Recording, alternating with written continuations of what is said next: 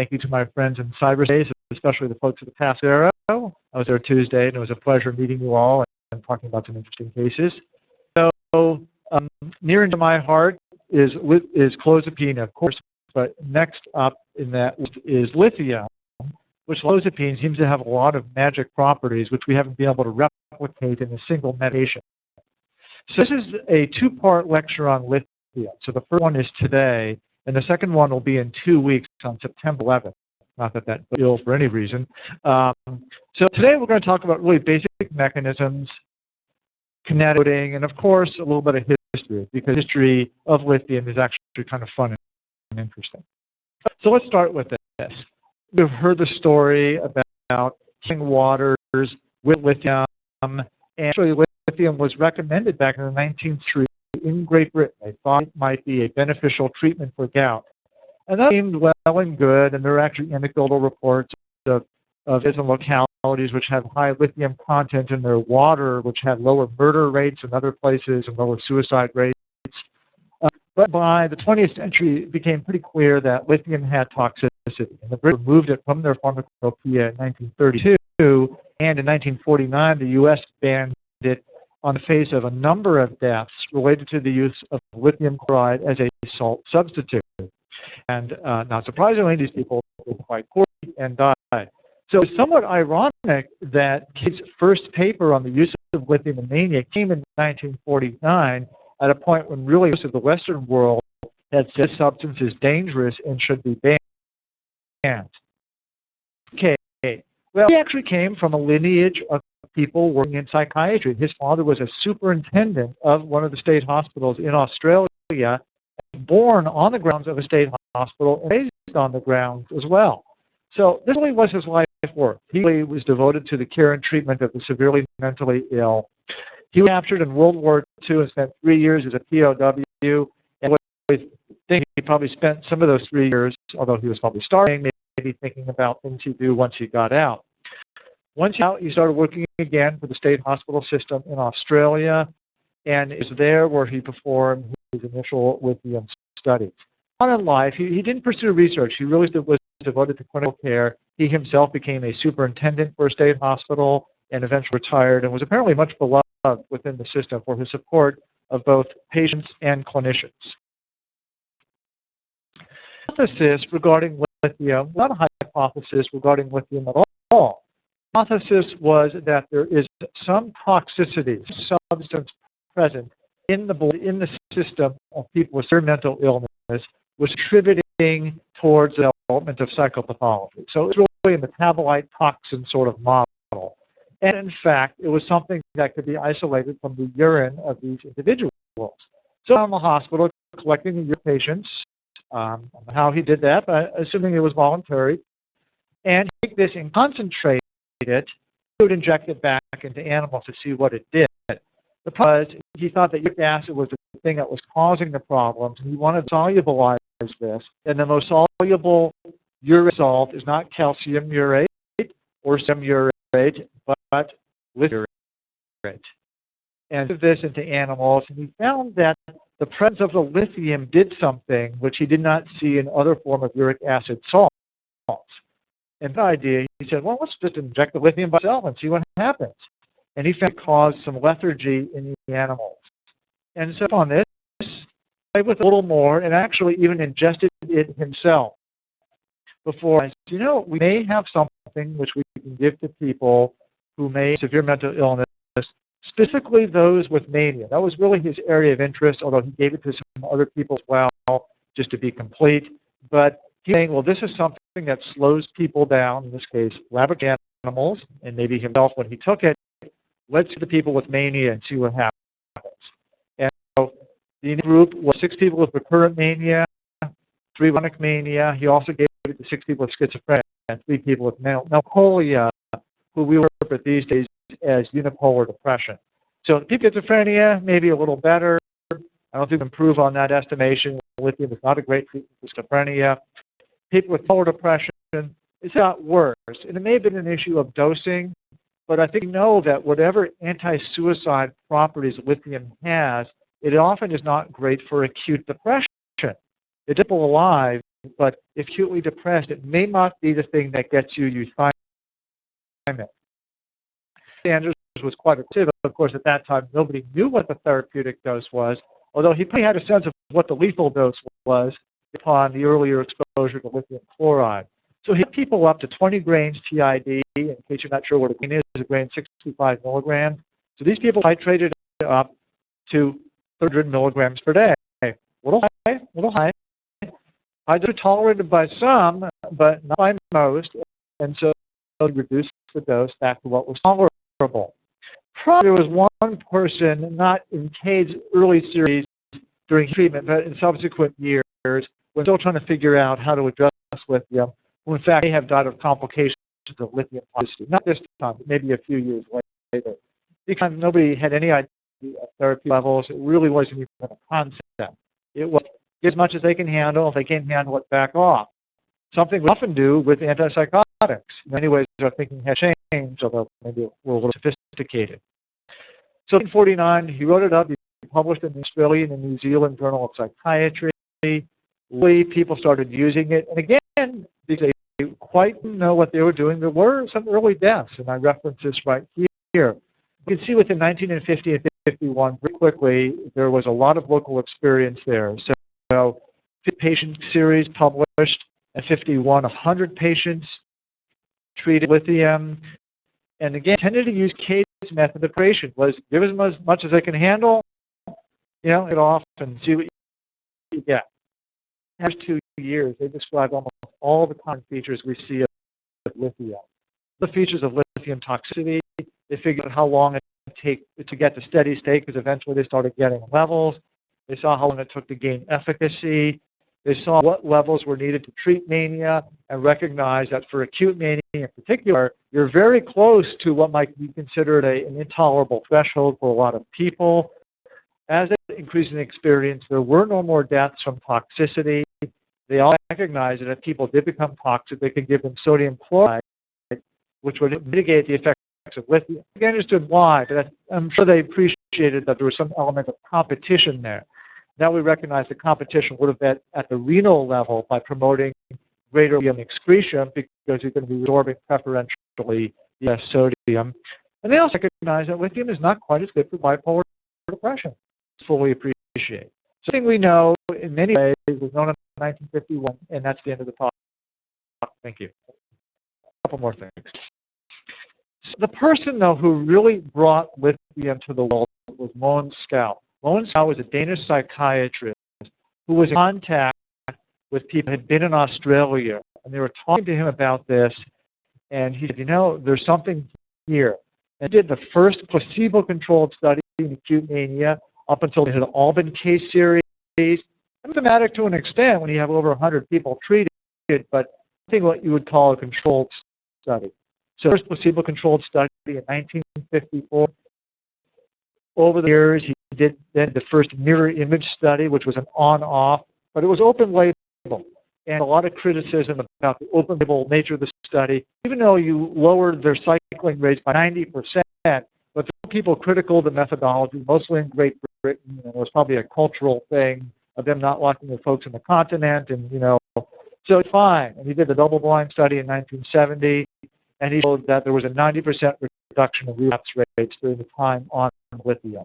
So he was one that proved beyond a shadow of a doubt that lithium works, that it has a robust effect. It reduces mood episodes by 90%, primarily in the upside. Explosion in the number of papers on lithium, and I wrote right here, starting from 1950 going up into the 80s, just so you can see what the early experience was over the first few decades. Is how does lithium work? And so the correct answer is it works probably in almost 10 ways. There's a number of hypotheses. I'm going to highlight just a few of them, just so you can say you've heard about them. So the one that many people have heard about is inositol monophosphatase inhibition.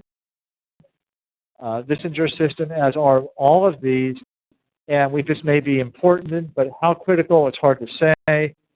GSH3 beta inhibition is critical to understanding both lithium as effective drug, because this is a mechanism which is also shared with divalproex. It relates to perhaps some of the deleterious effects of lithium in the distal tubes cells. It also works on protein kinase C, and they proved this both in animal models as well as human studies by giving somebody a protein kinase C inhibitor in the form of tamoxifen, which works by itself in acute mania. Now, I'm not seeing anyone actually do this because tamoxifen has, of course, its own bad sides, but proof of concept. They also do things in arachidonic acid pathways, and it's very weird that it desensitizes the autoreceptor by desensitizing serotonin 1B on presynaptic terminals. And so this is just the highlights. There's a number of mechanisms as well. I'm not going to get to them, but just to show you, Lozapine probably does a bunch of different things, all of which may contribute to its unique profile. So here's the inositol monophosphatase story. It has to do with regulation of second messenger systems, specifically the regulation of intracellular calcium. Talking about ion channels, we're talking about internal cellular trafficking of second messenger and the regulation of that through the inositol monophosphatase pathway and all these other things, inositol. See, and I can reference down below about talking about the mechanisms of lithium and mentioning the fact that tamoxifen has been studied in human beings. Again, give anybody tamoxifen? No. But as a proof of concept, it showed that it worked, and its only known mechanism besides its aromatase properties is protein kinase C inhibition. This is one which probably gives us the most bang for our buck in terms of a solid mechanism for lithium. But it may not be the only one that contributes to its properties. But as I said, both lithium and divalproics have this inhibition of glycogen synthase kinase 3 beta. It regulates a lot of cellular functions, including apoptosis. You may have heard that lithium may be neuroprotective, and this may be the mechanism which underlies this. It inhibits GA3 beta, but it does it better than Depakote, which may explain perhaps why lithium does something better than Depakote, and I'll show you that data. Mice with GA3 beta knocked down or knocked out mutations endophenotypes in terms of biological rhythms, which are thought to be maybe a good model for mania. And so a lot of things focusing on GSK3 beta, which have to do with circadian rhythms and may look like one of the precursors to a human aspect of bipolar disorder. So neuroprotection story, this is a slide which I've stolen from Stahl, as you can imagine. Increases your glucocorticoids. Glucocorticoids themselves may inactivate GSK3 beta, and you have problems with pro-apoptotic proteins. And so if somehow we can reverse some of this, that maybe we can overall undo the effect. And this is maybe how lithium is working.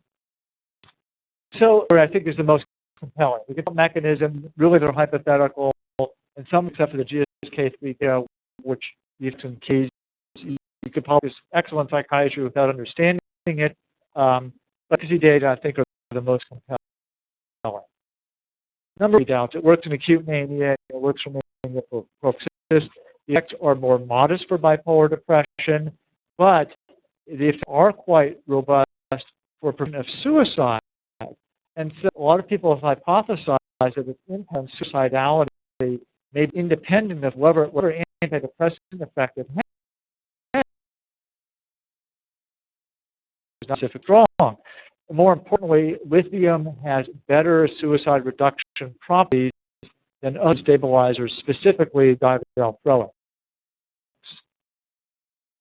Now, like doses, we really don't. We've clinical experience over the last half century with lithium. It's pretty clear that as you get to levels of 2 and above, people don't tolerate it very well. We usually will run people in acute mania at levels between 1 and 1.5. But I can see a lot of people, even with levels of 1.7 and 8, will tolerate it, although we think the risk-benefit ratio is not so favorable. But rarely will you see serious problems at any level below 2.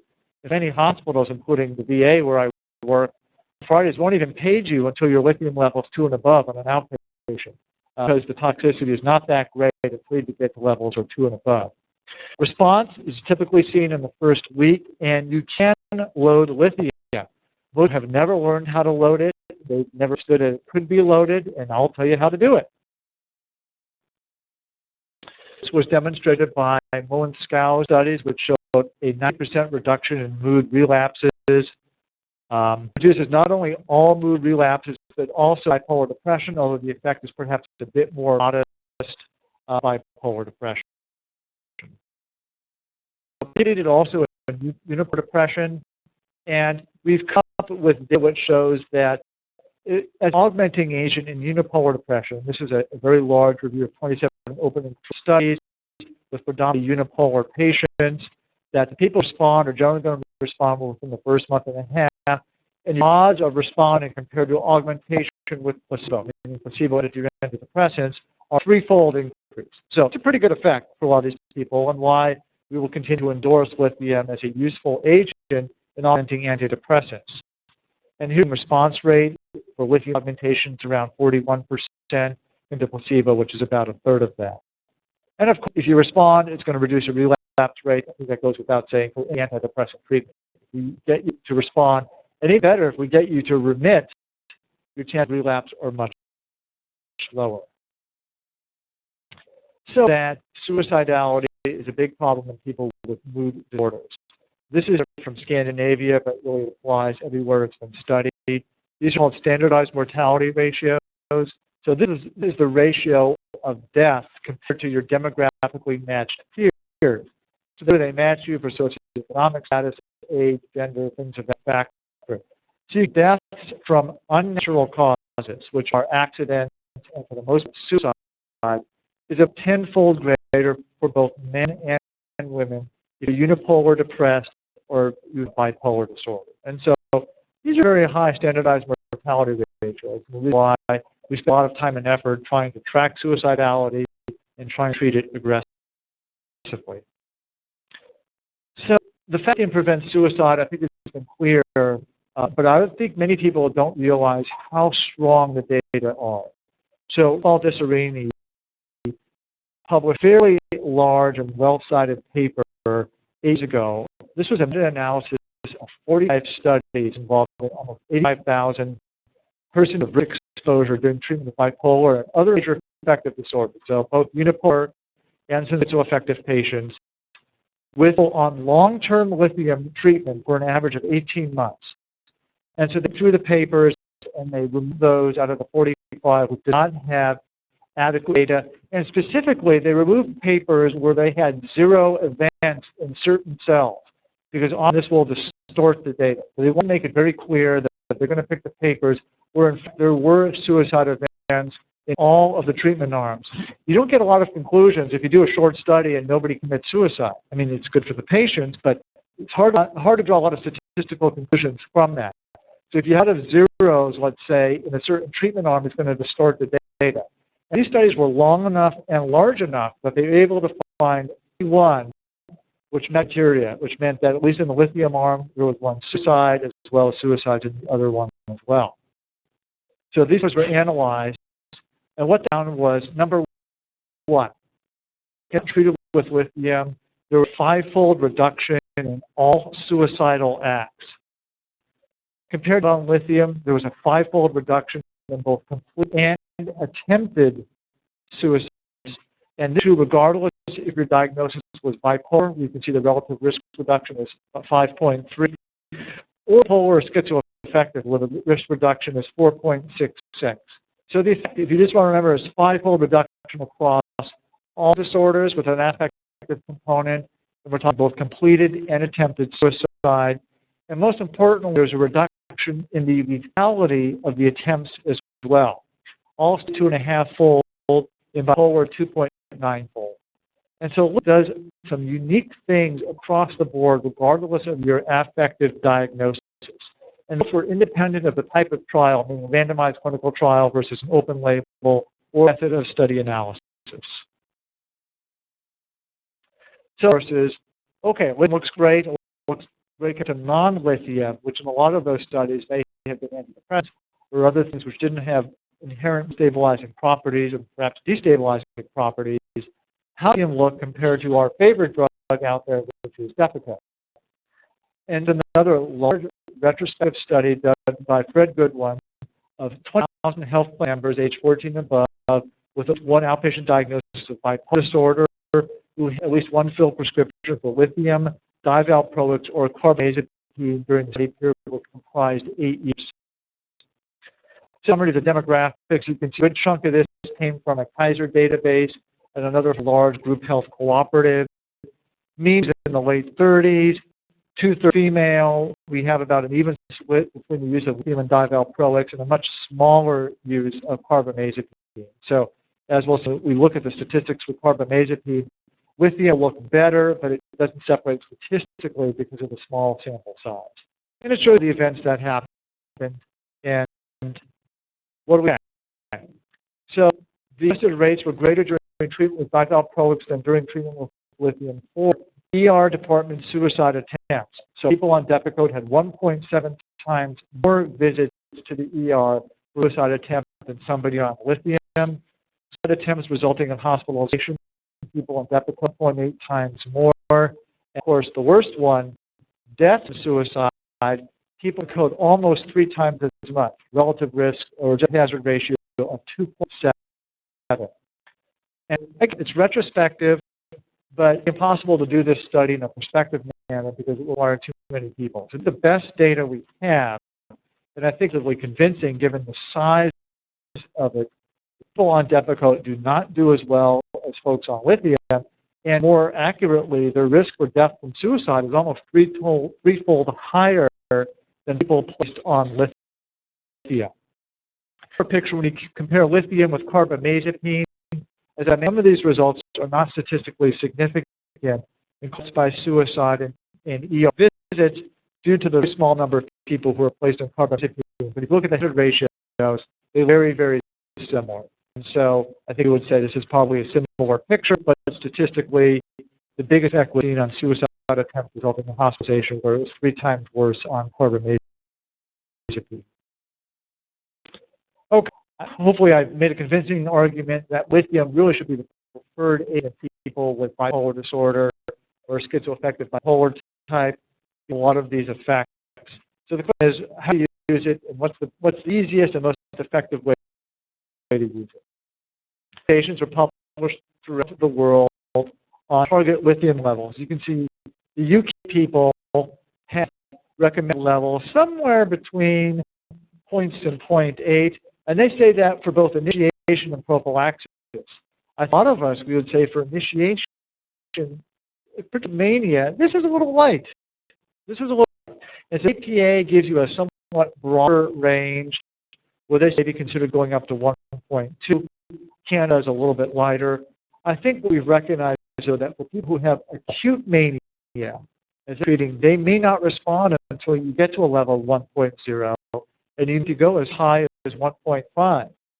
Now, this won't be tolerated, but we're talking about the treatment of an acute episode. One acute episode has resolved, then I think most are in agreement that's somewhere in the range of roughly 0.6 to 1.0 with a latitude within that, depending on how the patient does. If he sees you and they say, I've been doing fine on this, and you see their lithium levels are always 0.55, they've been 0.55 for the last decade, and they haven't had manic relapse, then good for them. No, this is a good level. But if you're somebody who comes into you with a manic relapse and the level is 0.8, what the brain has told you is 0.8 for them is not sufficient. You have to run them a bit higher. So often we'll advocate for certain levels, but real history is often ascribed for that person about their target level should be. Episode based upon mostly clinical experience, bipolar depression, we really have no dose or serum level response studies. Most people say 0.6 to 0.4 if you're bipolar depressed, and 0.6 to 1.0 if you're bipolar depressed. Upon what we think be good. I can no studies to prove that, but essentially these people are bipolar now. The idea is you want the drug to do double duty. You want to treat both the depression and provide prophylaxis for mania. So I run them low at 0.4. They're not bipolar, they are bipolar, so give them the benefit of both mechanisms for the drug. Male studies generally indicated that higher levels may have lower rates of relapse. And so between 0.7 and 0.8 and 1.0, you often have lower rates of relapse. But they're universal. And again, you just have to listen to your patient and look at their history. Patients will tell you a lot of things, but also just look at their history. do. If someone's done well with low serum levels, good for them. You know, 0.6 works out, that's great. If 9 is not enough, then maybe they need 1.0. And I certainly have one patient like that whom I treat. Off effects do get a bit worse as you get higher serum levels. People will complain more of tremor, complain more of GI adverse effects. They may complain more of metallic taste and other things. And so you're often doing a balancing act of what they eat and what they can tolerate. So are important to understand. I'm surprised, but I hear over and over again people say, oh, I give lithium multiple times a day. Oh, I put everybody on 300 TID. And I say, why? And they say, well, that I learned. And I said, did they do that? And no further answers. Their rational reason to have anybody on the drug TID, its half-life is about 24 hours. It would be a Paxil TID. It makes no sense. Now, I do agree with the idea that perhaps if it's the person's first day with lithium and you're worried about GI side effects, you want to put up doses for a couple of days. That is fine. But after that, it should always be consolidated to bedtime. This is a drug which has a CNS half-life of 20 hours. And so there is no rational reason for having people probably on multiple daily dosing. Know you later on, it may be associated with more polyuria as well. There's an upside and there's a downside, and you have a 28-hour half-life. So what's the point of doing it multiple times a day? And of course, who takes anything 3 times a day if we ever leave our wall? Nobody does. And certainly in the outpatient world, people have trouble enough with BID dosing, let alone TID dosing. Brain conditions correlate very well with the serum lithium level. It is really an ion, so it's really diffused across membranes. There's literature about checking RBC lithium levels. Some of you may have heard about this in the remote past if you're old enough. It actually does not prove to be a good correlation. Serum lithium level is the best correlate with CNS level. If you draw your levels at 12 hours, this is what you'll get. If you get it quite at 12 hours, there will be some changes. It's about difference about 0.08 for 2 hours. And so, you know, really, the labs at all the state hospitals I visited it's really almost exactly at 12 hours, perhaps slightly shy of that, but I think everybody does a very good job. So this is not something I would worry about too much. So I do want to underscore, though, is that when you dose people multiple times a day, you end up giving them more drug to get same 12-hour trough. Because you have multiple small peaks, so the next morning your trough is a bit lower, so you're giving them more drug. And maybe why people on multiple daily dosing perhaps have more renal adverse effects, because their trough is higher throughout the day, because partly of the greater exposure through a higher trough, and they're actually almost getting 20 to 30% more drug to the same lithium level. So I show you the differences here between BID and QD dosing and actually TID for the few people who do. But I think mostly if you see anything here in our state hospital system, it might be BID. So you see people on BID dosing have about 30% lower trough level. And so this artifact of the dosing schedule, if you combine that same medicine into a dosing or bedtime dosing, your level would be that much higher and you would stop adding more drug. So the reason why to consolidate all those doses, because you actually may be giving people more they need because you've split up the doses into BID dosing. So that's important, and this is consistent across all the studies there that were cited. The effect is seen if you use sustained release preparation. You get great polyuria, and you end up giving people more drug. Because what happens is, because of the sustained release mechanism, their trough tends to be a little bit lower, although it might be more sustained throughout the day. So that 12-hour trough, you say, oh, their level's a little bit low, you give them more drug.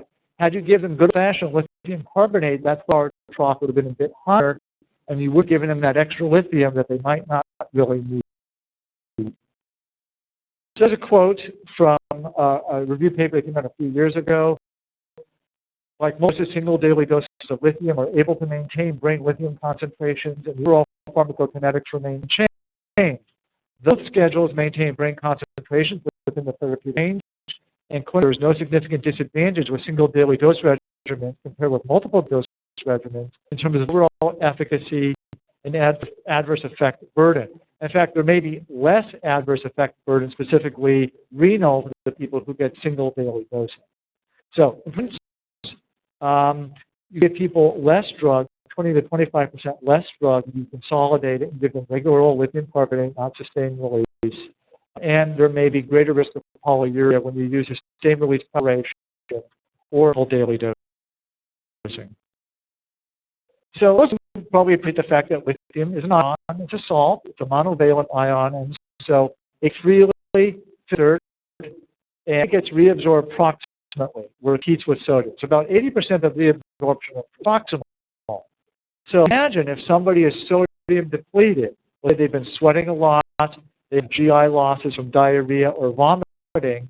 One is they deplete themselves of sodium, and so in that proximal part of the kidney, they're going to preferentially reabsorb lithium.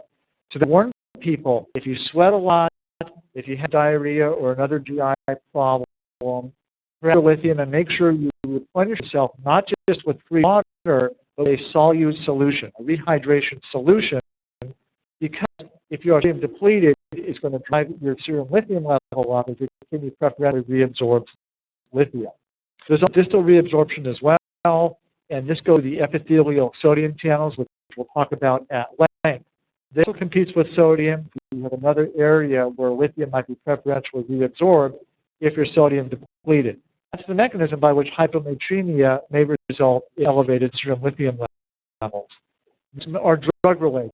And so we have things which may interfere at the distal tubule site, thiazides, inhibitors, and a lot of other potassium-sparing diuretics.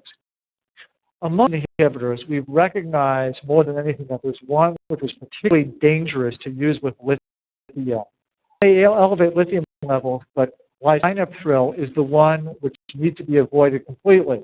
And we're working real hard about completely eliminating its use here in people on lithium, and I think that may end up being a statewide initiative. The reason lisinopril is cleared only through the kidneys. It is 100% renally clear.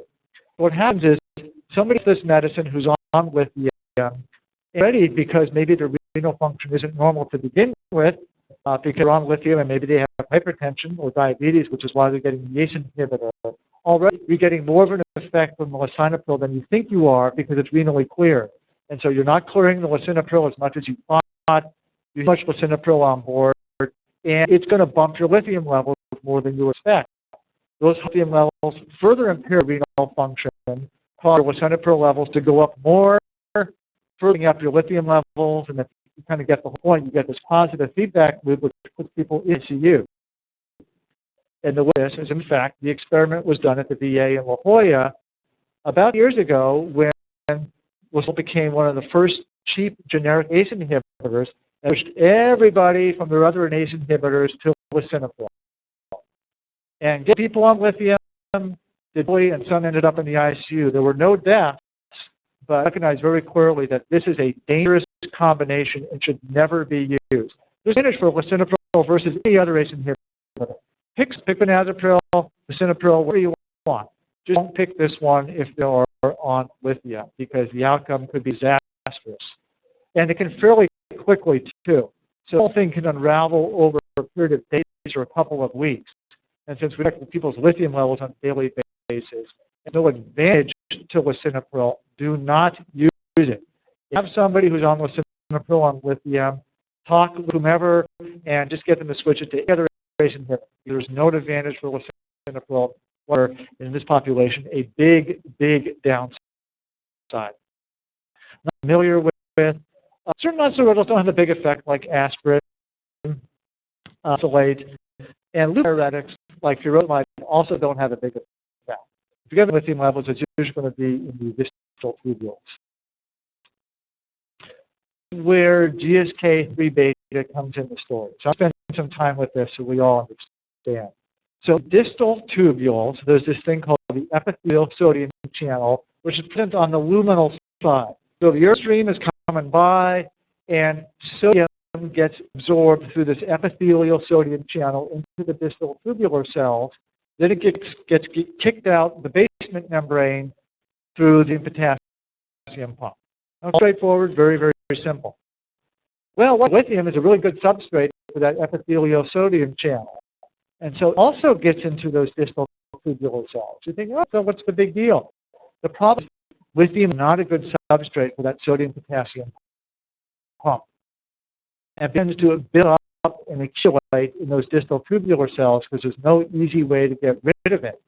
And while building up there, it does thing, one of which is to inhibit this enzyme GSK3 beta. While in your brain we think this is a good thing, in distal tubular cells it is not. And the result of this is these aquaporin channels, which help reabsorb water, become vasopressin insensitive, and that's how you get your nephrogenic diabetes insipidus. So about a way of minimizing this effect, but we recognize that if you can block lithium from entering these epithelial sodium channels, you can minimize this whole process completely. And the treatment is for polyuria. In fact, one drug which has been studied extensively is miliride. A bit about that later on, but that's the whole mechanism, and that's how lithium is hypothesized to cause all the polyuria. It gets out, you can't get it out, it accumulates, it inhibits GSK3 beta, it makes the water channels vasopressin insensitive, you can't reabsorb water, you start peeing it out, and that's what nephrogenic diabetes insipidus is. So, I'm really manic, he's agreeable to taking lithium, or I feel like I can get him, can I get it? The only studies have looked at it. The second one used an immediate release form of lithium, and the first one used sustained release just for the loading. This one was better tolerated, at least the first 24 hours, and it's the sustained release. Only if you give people lots of lithium 24 hours, they do GI side effects. Loaded them with the sustained release, then you'll switch them to regular lithium carbonate. Now, you'll go for that. But that's the principle. So the study where they gave people regular lithium carbonate, you can see the doses that they gave them the first day. The gold paid formula, give them 1,300. Okay, well, here is only 3,500 plus 600. But the good old approach, give them what they can handle. When they're going up, stop, and then back off.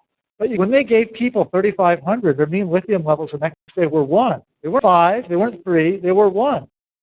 And when you hear with 1 as a lithium level, I like it a lot.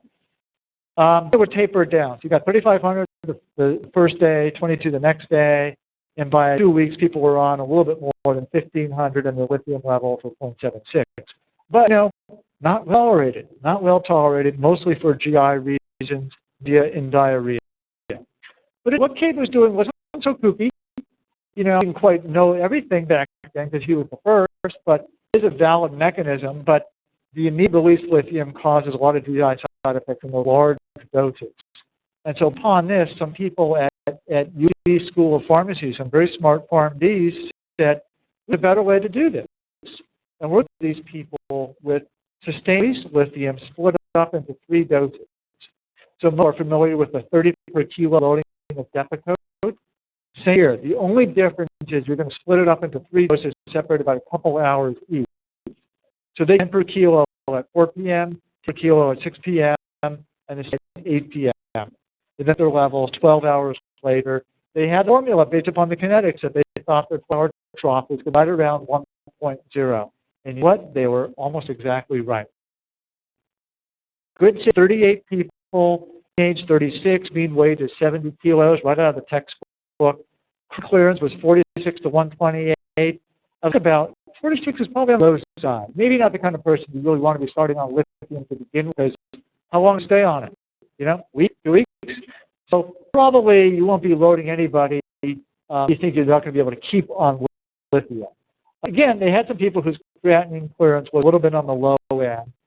Here's the total loading doses based upon body mass again that they gave to the women and the men in the study.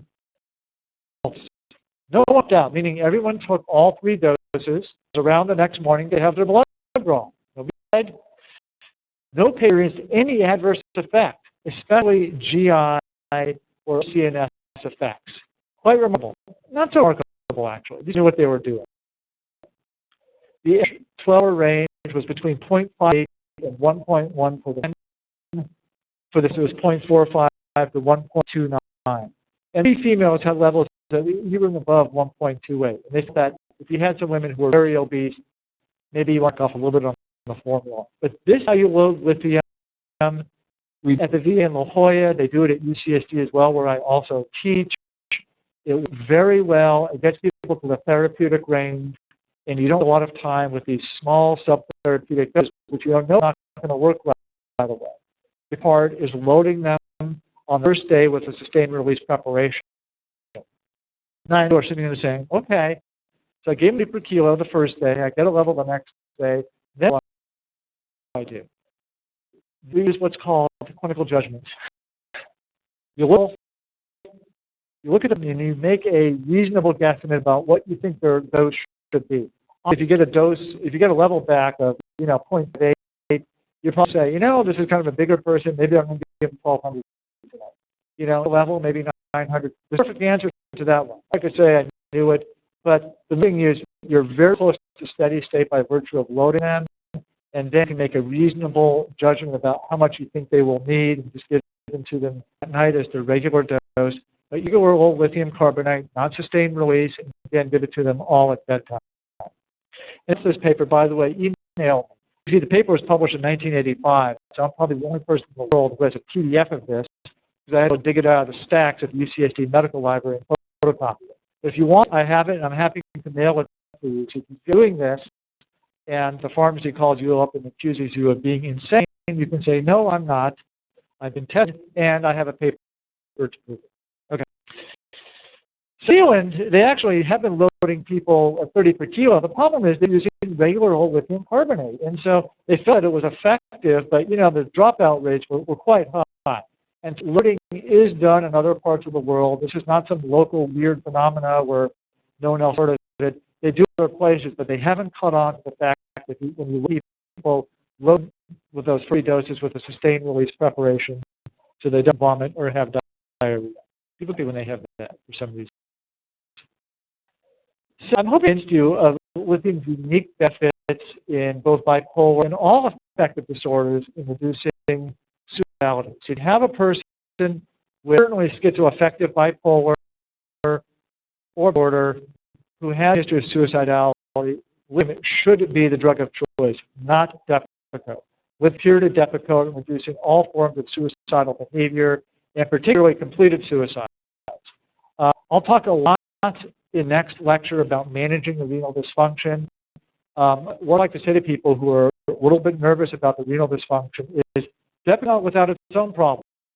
It has issues. It causes a lot of hyperammonemia, and most important, keep people alive. I can manage renal dysfunction through appropriate monitoring, and I'll show you how to do that, and to say at what point when to stop lithium too. I'm good at managing death. I'm good at resurrecting people who may have completed suicide. And so one, I think, who is bipolar or schizoaffective bipolar, preferably should be given lithium, assuming they have adequate renal function. It's always an if, because it keeps them alive. The of immediate release lithium justifies once daily dosing. If you split it up in the first day, that's fine, but I think anything beyond that makes no clinical or pharmacokinetic sense. Rapid loading is possible. You must use the sustained release preparation as part of your rapid loading regimen. The next day, you'll put them on regular lithium carbonate with those that seems to you is upon their response and their serum level as well. Thank you very much. I'm going to go over the post-test questions real quick and take a few questions locally and remotely. So thank you all very much. And get the questions out.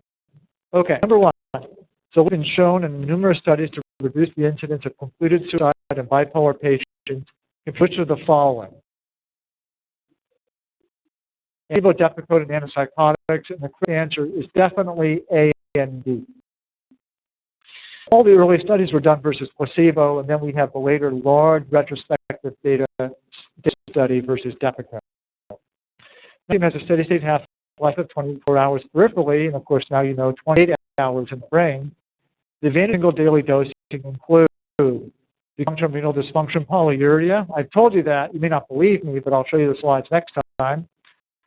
Decreased time and patient inconvenience, increased efficacy, A and B are all of the above. The answer is A and B. Yeah. Another efficacy, just less function, less inconvenience, Doesn't work better, but it doesn't work any worse either. And that's the converse of that. It doesn't work worse to give it once a day. It works just as well, but with convenience, better adherence, less term renal dysfunction. And then lastly, the Cook loading study, the use of lithobid, 30 milligrams. So the Cook study was the one done up at LA County UC. The 3 doses caused GI and CNS side effects in what proportion of the sample of 38 patients? What portion of these people, 38, had GI and CNS side effects from this 30 per kilo loading regimen? Anybody? Zero. And say it's a great way to go if you want to load people. Don't fill off low doses. That's why I used to hear all this thing about, oh, Depakote works better than lithium. I could load it. You can load lithium too if you know what you're doing and you know the property. It's very safe. It's very well tolerated if you load them with sustained release preparation. So I'll take a couple of questions. Do we have any online? Any local questions here? We have one here. He's ready. So, based on a review of the literature, does this anti-suicidal property of lithium extend beyond the bipolar disorder into another disorder that frequently has suicidal tendencies, which is blind personality disorder? The question, and the question was, does lithium? Lithium looks great, you know, in the retrospective study across your bipolar and schizoaffective folks. Life reduction, suicidal events, complete suicides. Does it work the same way in borderline personality disorder? We do have those large systematic studies to state that categorically. So it should be something that should be considered in these people, even if they don't have an obvious affective disorder. I think I would say yes. For one thing, many of you know, a lot of people will include borderline perhaps a spectrum of bipolar disorder. Maybe it's bipolar 3.5 or 4 if you listen to Hagopa Kiskell down at UCSD. I think it's worth considering, certainly because that's a part of their behavior. And obviously case studies which support the use of a lot of different agents in borderline, but perhaps not what we see in people who are bipolar. And you know, it may relate to the fact that it's a different entity, and we're using agents to moderate a certain behavior which perhaps may have distinct underlying psychopathology. But I think if you feel the person can be safe with the lithium, which is always an issue, then it's any downside. Dr. Lehman, please comment on the use of lithium in personality disorders and other conditions. Thank you. So Dr. Lehman is sort of asking the same question about the use of lithium in personality disorders. And kind of echoing what Dr. Proctor brought up previously, the greatest data set is going to be in people who are borderline personality disorder, and to be its primary use. It reduced impulsivity in people who are antisocial. The answer is yes. It does an impact on impulse control, and it's something to be considered, especially if the person already or previously has been known to have an affective component of their disorder. Differently than Depakote, it does, and you may, in any individual patient, kind of go, you know, systematically and try them on one or the other to see what works best with that particular patient. But it works not only for the self-injurious aggression, but also the aggression towards others as well. A really large and comprehensive literature about the use of lithium as an anti-aggression drug for people with antisocial personality disorder. Are there large, placebo-controlled, double-blind, long-term studies? No.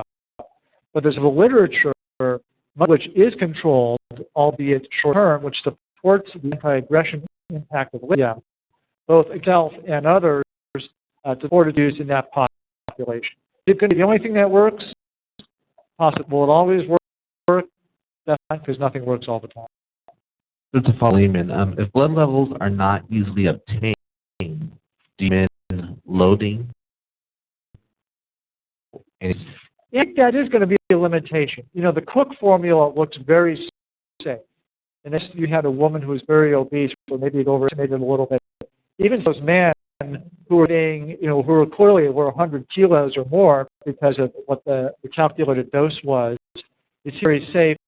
I think it is a limitation in using both this as well as divalproex, is that if you can't get reliable levels, I think people would be a little bit more nervous. Not that you're going to cause toxicity, but it could be opposite. They'll just be subtherapeutic and not get the benefit of the treatment that you're giving them. So you have to weigh it. You just have to kind of decide if we can't get a level the next morning, we want to load them. And, I would kind of err on saying maybe that's not the ideal candidate. But if you're somebody who could be workable, okay, I can't get it the next morning, but unless there's some adverse effects, which we did in the Cook study, if I can get it the next day, I think that's a very reasonable thing, and I wouldn't really be up to that. But if somebody who's going to continually not only draw levels, I think you have to just question if this is a viable treatment at all, period. You have time to work with them, but if it gets starting to be strung out where they've been on it for a while, you haven't to get levels, I think you just have to reevaluate just from the perspective of both safety and efficacy. Question. What is the comparative efficacy of lithium compared to Depakote? So in the Baldessarini paper, lithium reduced both ER visits for suicidality, it reduced lethality of suicide attempts, and most importantly, it reduced the rate of completed suicides almost threefold. The ratio was 2.7. So people on Depakote were dying 2.7 times as much as the people with the suicide. And that's why I endorse strongly that lithium should be the first drug given to anyone who's bipolar and somebody who has a history of suicidality. Now, there may be reasons to not give them lithium. They don't have kidneys, there are medical problems, whatever. The renal function is poor. But all being equal, I think the data are compelling enough that lithium should be used preferentially in these people. Word on lithium efficacy for indecent exposure or masturbation, particular in males? Boy, that's a good question. I'm going to say, aside from its effect on mania, none that I know of, but we have two smart forensic psychiatrists who are in the PRN program. There's Proctor and Cummings. I'll see if anyone has seen on indecent exposure and with regards to lithium.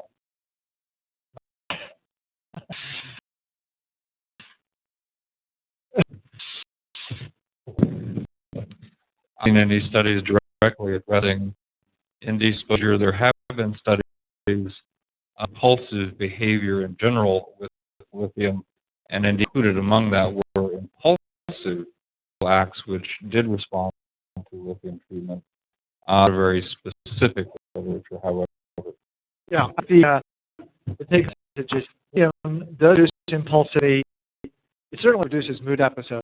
It does reduce impulsivity, whether it's aggressive or autoerotic, or perhaps just annoying. But the literature is not as well developed in that area, partly because it's just much harder to study that particular population. So, okay, cool questions here, which we're going to take. So we're going to go to Dr. Pollock, and we'll circle around. We'll get you all. Would you please give comments or opinion about a patient with heart problem or EKG findings, abnormal EKG findings, reading lithium? Yes. And actually, I'm going to defer this a little bit to talk in 2 weeks where I talk about adverse effects. But people on therapeutic lithium levels often will have benign EKG changes. So I see the nature of what you're talking about, but I often see changes in T waves and actually U waves at times, and this is considered benign and not a contraindication to continuation of lithium. There are rare people who may have what's called sick sinus syndrome, and give them lithium, they become profoundly cardiac. In fact, I consulted on somebody with Tascadero just on a day. This poor gentleman, when they gave him lithium, his heart rate went down to the 30. I'm probably going to need a pacemaker at some point because it's not the normal behavior for most people on lithium levels. And that's typically above, but hugely sensitive. So, so a little bit more about the types of EKG changes. Mostly they're related to lithium. They're benign.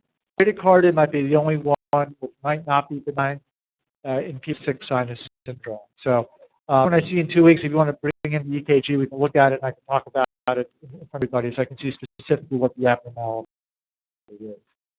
Dr. Blue? Just on the loading thing, like you said about lithobid versus regular, like the troughs are different. So I'm loading somebody, I give them 2,400 milligrams in divided dosing. Yes. I get my first level, Right. and it's exactly perfect, Yeah. exactly what I want it to be. You said clinical judgment, but you just imagine a hypothetical case like that. Yeah. Renal palm, 30-year-old guy, whatever. Right. Would you just now that same dose in regular lithium at night, or would you adjust it down, or just you load, you then there's a 30% reduction, or there's different formulas. Right. Absolutely. Is there anything that any clinical pearls like that than just clinical? Because lithium is a problematic issue here. Most human beings end up on lithium doses as maintenance of somewhere between 900 and 1,500, with probably 1,200 being in full dose.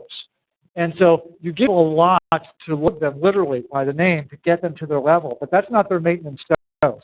That's the dose that pushes them up the hill to get there, and then to keep them in steady state, you need a lot less.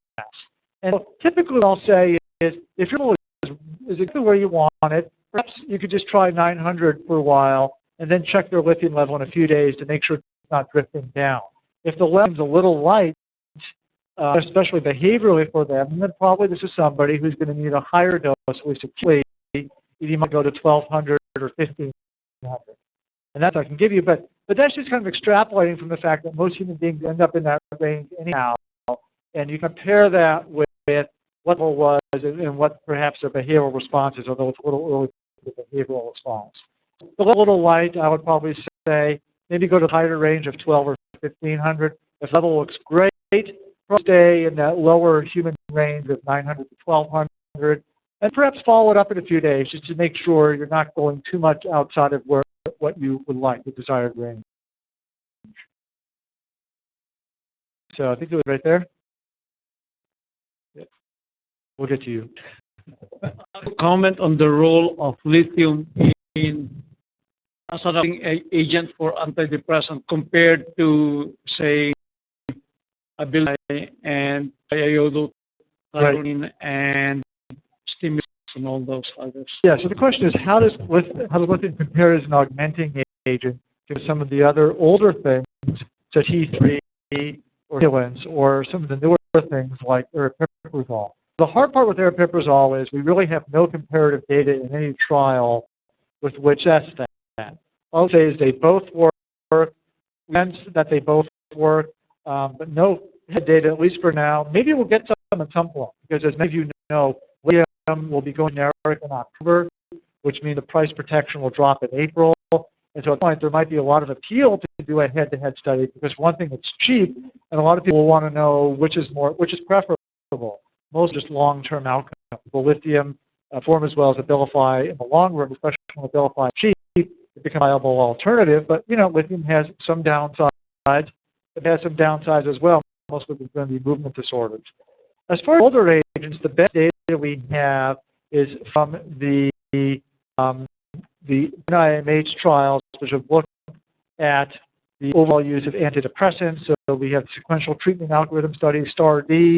Probably many of you have heard that. You start everybody with citalopram. If you don't remit on citalopram, then you go through a series of things. It's all the augmenting options with those old things. We probably had trouble getting people on lithium because a lot of doctors didn't want to prescribe it because they were scared, or there was a time when everyone talked about Depakote and never heard about lithium. But overall remission rates across a lot of these augmenting strategies look very, very similar. And that includes adjunctive lithium, adjunctive T3, and adjunctive buspirone. They didn't have stimulants in there, and I think most people would say the stimulants aren't quite so good, believe it or not. Although we've heard about it a lot, but the really good double-blind augmenting study with methylphenidate did not perform very well. So phase 2 data for the use of Vyvanse, which really just becomes amphetamine, but replicated in phase 3. I think these days most people would still say works, buspirone works, T3 works, and now we have adjunctive aripiprazole, and you would pick one based upon the patient trial cost adverse effects, phase of the moon, all those other ways we determine when we don't have enough data how we pick one over the other. Here, and I'll let you all go. You're still here. Martin already asked my question, augmenting strategy. Okay. With a refractory depression, along with antidepressants, a combination of other medications and T3s. Right. Other one is, they call it in the olden days, saltpeter. People in the state hospital, they got that mixing lithium causing a low libido. There's one time it was it's a bad rap for the patient. Yeah. So they don't want to take any lithium because it reduces their sexual drive. Yeah, so we'll talk in the next time about adverse effects, but there are people who will complain on lithium of cognitive decline and other adverse effects, which I think are not always fabricated. Some people who just really like being hypomanic, they get a lot done, it's a lot of fun, and all sorts of things. And they like being slowed down. But there are people who are high functioning who just want to be euthymic, and they will complain of cognitive dulling. It's not unique to lithium. It can occur with all mood stabilizers, but it is a real adverse effect. With a cure for that, and you can try running people at low levels like we do for a lot of lithium-related adverse effects. At some point, sometimes you just have to try to pick something else if they really won't tolerate it or they won't take it anymore. Thank you all for coming. You all have a nice Labor Day weekend. I'll see you in 2 weeks.